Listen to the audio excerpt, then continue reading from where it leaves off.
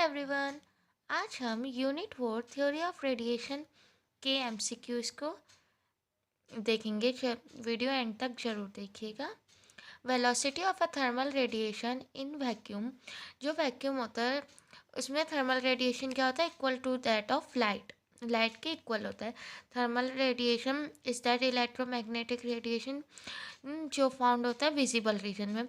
आपने पढ़ा होगा बहुत सारे रीजन्स होते हैं। थर्मल रेडिएशन कहाँ होता है? विजिबल रीजन में। Method of heat transfer do not require medium radiation. Radiation कोई भी मीडियम नहीं चाहता, क्योंकि रेडिएशन क्या है? जो सोर्स है वो भी एक फिक्स है और जो ऑब्जेक्ट है वो भी सेम है। रेडिएशन में यही होता है, तो इससे कोई मीडियम नहीं चाहिए होता। डिवाइस से जो हेल्प करता है थर्मल रेडिएशन नापने में, थर्मोपाइल। थर्मल से thermopile. Thermal radiation is emitted all bodies at all temperature. Her body से हर टेम्परेचर पे, भले थोड़ा या ज़्यादा, हमेशा थर्मल रेडिएशन होता ही रहता है। यूनिट एनर्जी डेंसिटी की क्या होती है? जूल पर मीटर क्यूब। आप ऐसे भी निकाल सकते हैं, जी अपॉन वॉल्यूम, एनर्जी की जूल और वॉल्यूम की मीटर क्यूब, है ना।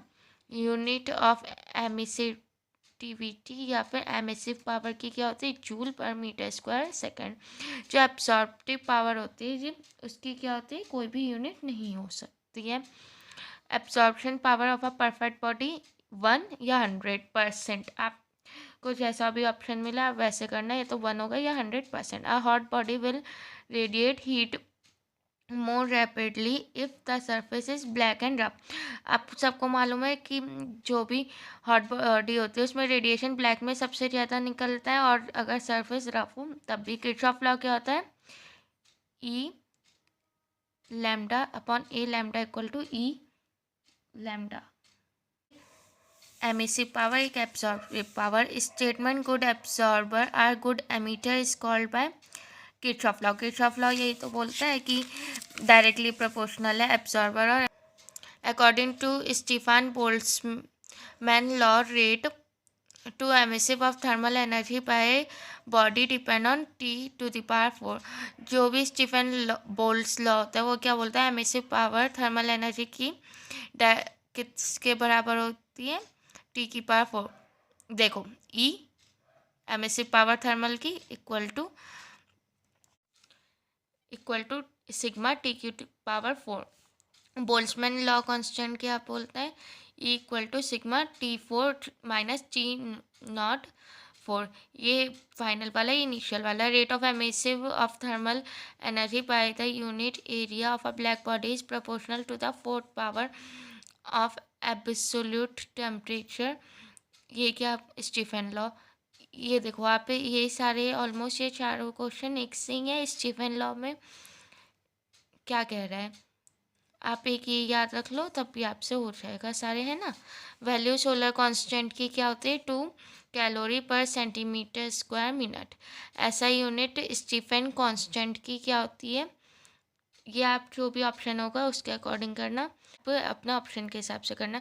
नेचर स्पेक्ट्रम का ब्लैक बॉडी कैसा होता है? कॉन्टीन्यूस स्पेक्ट्रम करता है हमेशा। विंड डिस्प्लेसमेंट लॉ क्या कहती है? Lambda m T equal to constant. Wien's displacement law क्या कहती है? Lambda m T equal to constant. Unit Wien constant की क्या होती है? मीटर पर केल्विन।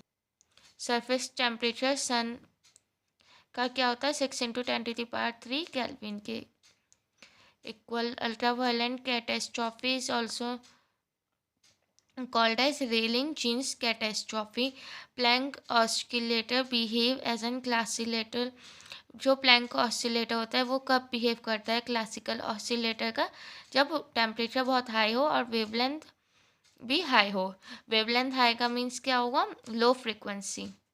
डायमेंशन क्या होता है प्लैंक ऑसिलेटर के? Energy into time.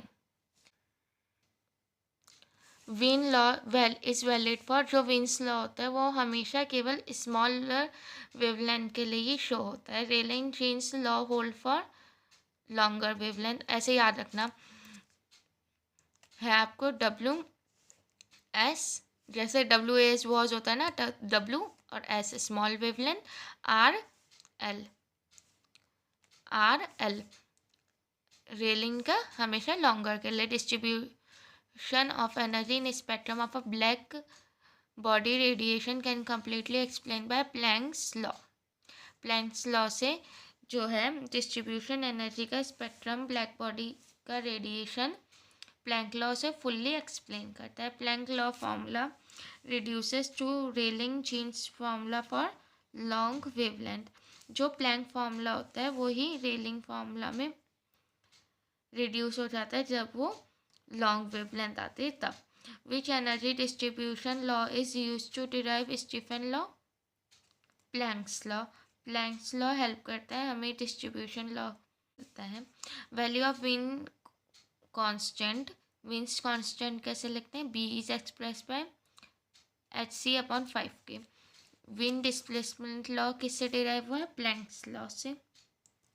Planck law से क्या विंड डिस्प्लेसमेंट लॉ भी डिराइव हुआ है। प्लैंक लॉ से स्टीफन लॉ भी डिराइव, और जो लॉन्गर वेवलेंथ के लिए है तो वो भी प्लैंक लॉ से रेलिंग लॉ भी हुआ है। Wien constant is given by, ये विंड कांस्टेंट या तो B equal to lambda m T से दिया जाता है या फिर B equal to S C upon 4.965K। आप अपना ऑप्शन के अकॉर्डिंग करिएगा। आपके 33 MCQs में पूरी यूनिट कवर हो गई है। आपके एग्ज़ाम में इससे बाहर क्वेश्चन बिल्कुल नहीं आएगा। आप इसे ही अच्छे से रिवाइज करके बार बार वीडियो को देख के या कहीं उतार के करिए, आपके एग्ज़ाम में फुल मार्क्स आएंगे। ऐसे ही सीरीज़ आती रहेगी, आप सीरीज़ को कंटिन्यू देखिए, आपकी तैयारी बहुत अच्छी हो जाएगी। मोस्ट इम्पॉर्टेंट है बट आपको इनमें से कोई सा भी नहीं छोड़ना। बहुत रिसर्च के बाद वीडियो में आपको जो मोस्ट इम्पॉर्टेंट है वो दिए हुए हैं। Thank you for watching. Stay